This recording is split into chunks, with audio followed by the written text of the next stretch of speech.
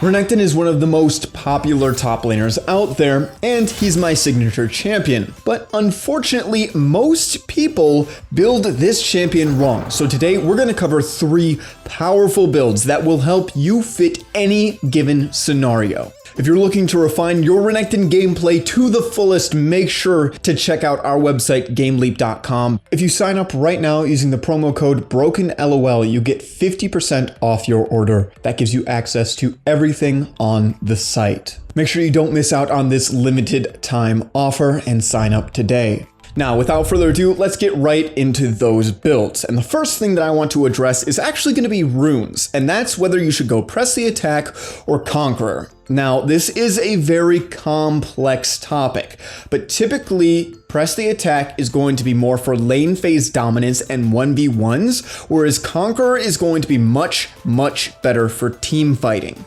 Typically, I recommend Conqueror to the more experienced Renekton players because it allows more freedom in his comboing, whereas with Press the Attack, you're forced to lead with W in every instance if you want maximum damage. If you are confident in all of Renekton's combos and you don't find yourself leading with W in every instance during the laning phase, then I would highly recommend that you take Conqueror.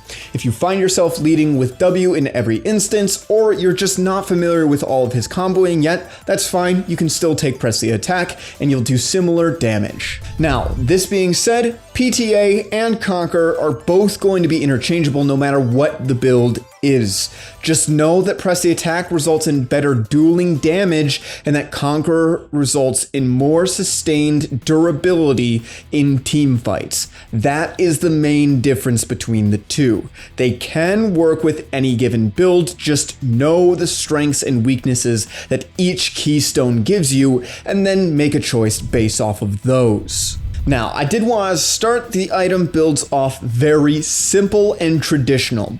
This is just going to be a Renekton build that I would highly recommend for newer Renekton players or lower rated Renekton players. If you haven't completely mastered all of his mechanics and his kit, all of the animation canceling, the Fury management, then this is going to be a really good build for you. You're going to want to start things off with a Tiamat into Black Cleaver, and then finish your Tiamat straight into a Titanic Hydra. While being a little bit expensive, this build gives you a ton of AD and HP. It allows you to farm very quickly and team fight well. This will round him out really well, and while you won't excel in any given one thing, you will be able to do pretty much anything that you might need to do fairly well. This could be dueling, team fighting, split pushing, grouping for objectives. No matter what you need to do, you're going to be able to do it with this build. And while you won't be able to 1v1 or 1v2 any champion in the game with this build, you should be able to duel most champions. Next up in this item build is going to be Sterix Gauge and GA. Now, it doesn't really matter which one you build first, both are survivability options. Typically, I will go GA before Sterix Gauge if I know that Sterix Gauge just won't save me and I want a second chance, a chance to revive and then continue team fighting.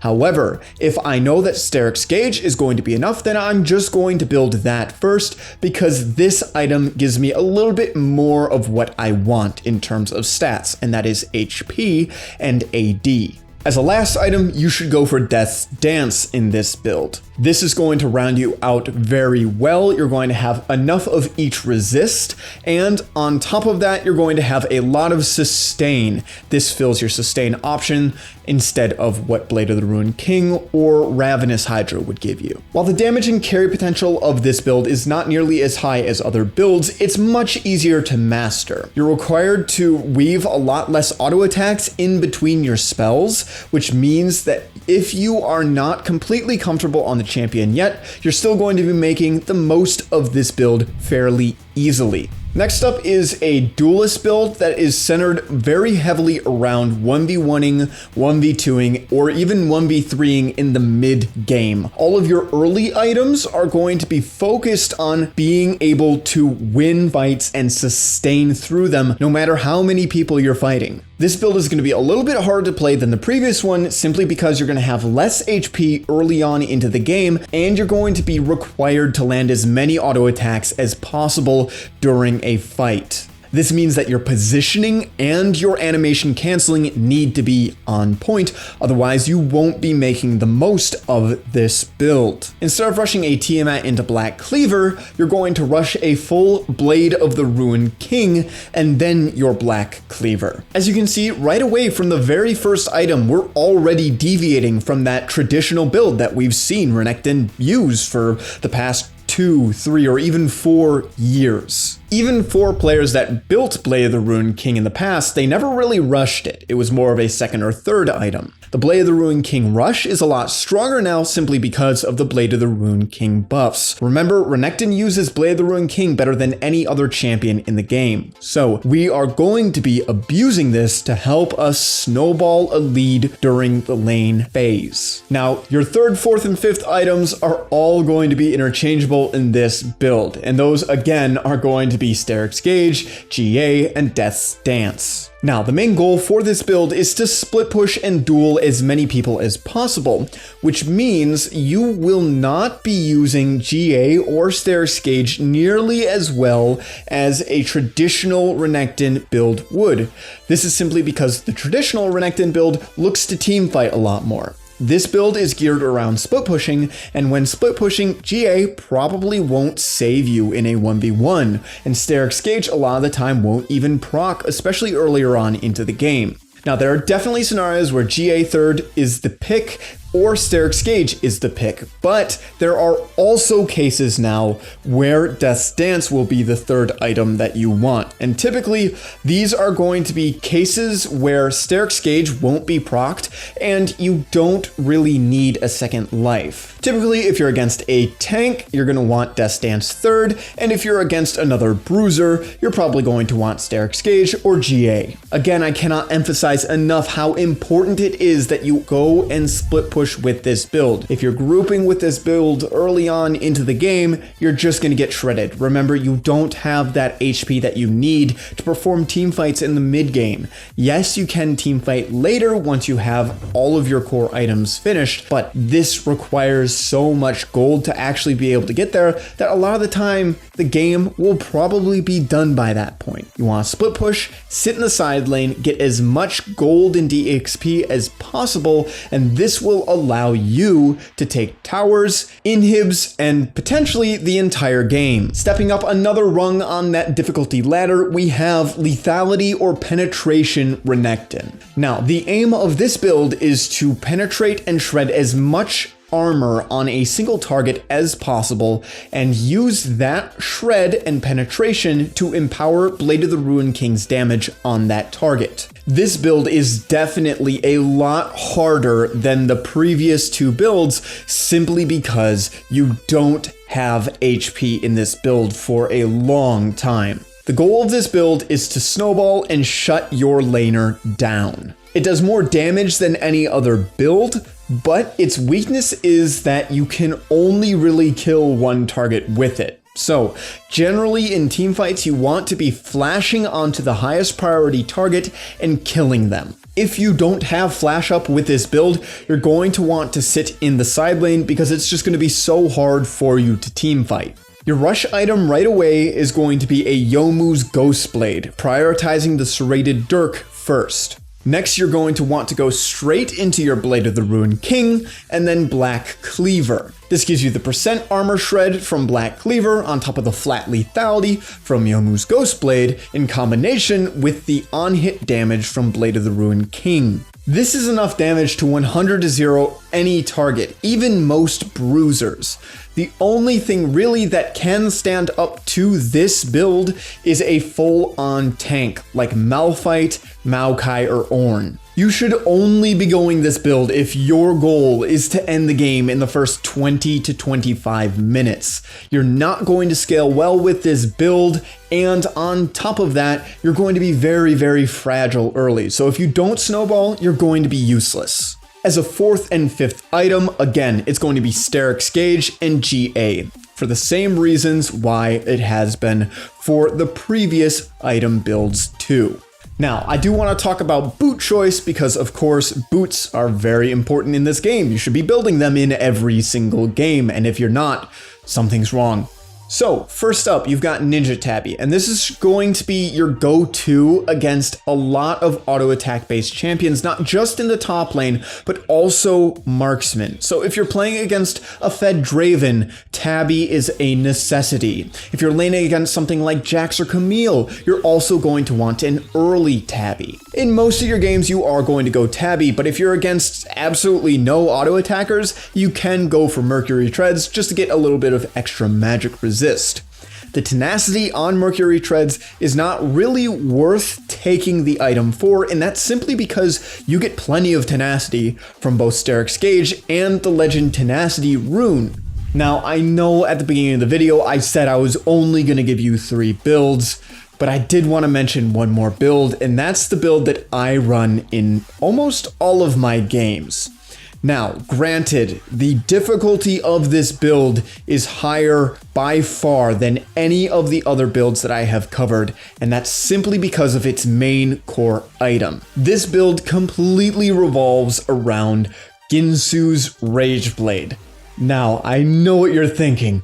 What? Ginsu's Rage Blade on Renekton? He's trolling, right? He's got to be trolling, right? He's trolling. No. I'm completely serious. This is actually a really good item on Renekton, and that's simply because of its interaction with his Fury and Blade of the Ruined King. The goal of this build is to completely one-shot any bruiser that you could play against, while still doing a good amount of sustained damage to towers and being able to split push and 1v2. With the armor shred from your E combined with the shred from Black Cleaver, you have right around 50% total armor shred. Throw in the armor penetration from Ginsu's Rage Blade and your lethality item in this build, and suddenly you're looking at completely ignoring the armor from Tabby and GA and an entire additional item.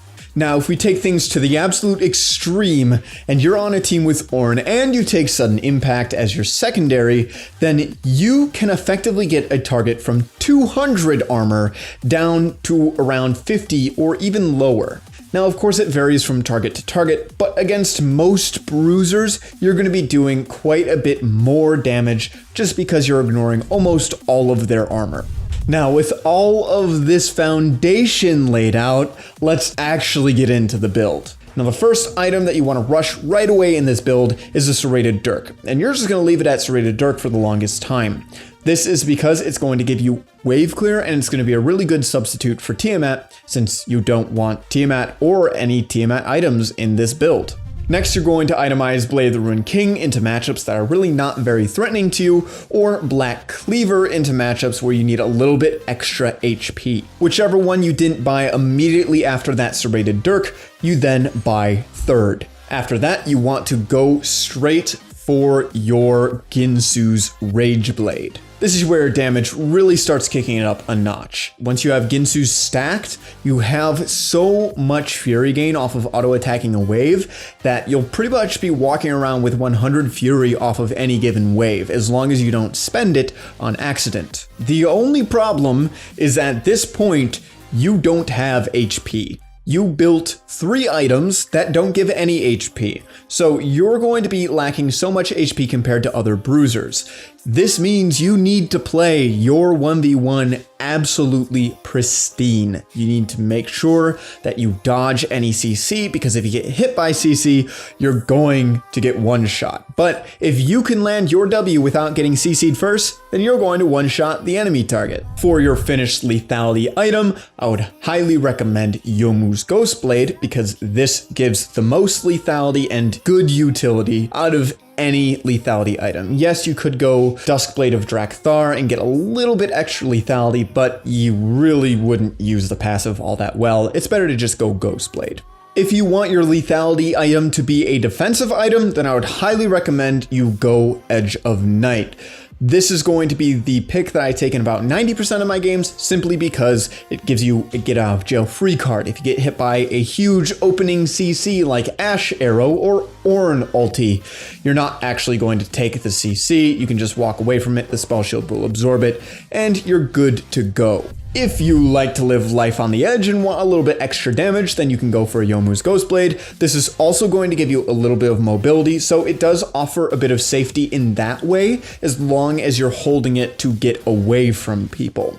This allows you to kind of select each and every fight that you want to take without being forced to take any bad ones. These are the only 2 lethality items I would really consider. Yes, you could go 2 lethality items in this build and go Youmuu's Ghostblade and Duskblade of Drakthar and just try and get as much armor penetration as possible, but in my opinion, you need some HP mixed in with this build. You already have plenty of armor penetration. The only thing you need to do in order to guarantee that you kill everybody is not die. For this reason, I like to build my lethality item into Edge of Night, and then after that, I really like to get a Steric's Gauge. This gives me the perfect balance of pretty much everything. I've got HP, I've got penetration, I've got Blade of the Ruined King and sustain, I've got the ability to split push and take objectives and towers very quickly, I have the ability to 1v1, I have the ability to 1v2 or even 1v3. Honestly, this build is just so strong. Now, the downside is, again, it is very hard to play. You need to know your Fury numbers when paired with Ginsu. You need to be able to auto attack and move and orb walk properly. You need to be able to animation cancel and weave autos properly. Like, this build really takes the champion to its absolute limits. So I do not recommend that you just take this build and hop right into ranked with it. Take it into normals first if you feel like playing it and get a feel for the damage, the build, order, that sort of thing. It's very possible that this build is just not for you. Again, you really need to take this champion to its absolute limits in order to make the most of this build. If not, there are honestly just better options. Alright, that just about does it for 3 crazy strong Renekton builds at the moment, as well as 1 little bonus build for all of you daredevils out there. If you enjoyed the video, make sure to like and subscribe, as it really does help out a lot. Again, if you haven't already, then make sure to check out our website where we have a full Renekton course that covers pretty much anything you could possibly want to know about the champion. If you sign up right now using the promo code BROKENLOL, you get 50% off your order. That gives you access to everything on the site. It also has a ton of different courses on the 5 fundamental roles as well as other champions. So if you really are looking to make the most out of your League of Legends experience, get as good as possible at this game, then I would highly recommend checking out our website using the link in the description below. As always, I'm Panther. I hope you learned something valuable, and I will see you in the next one.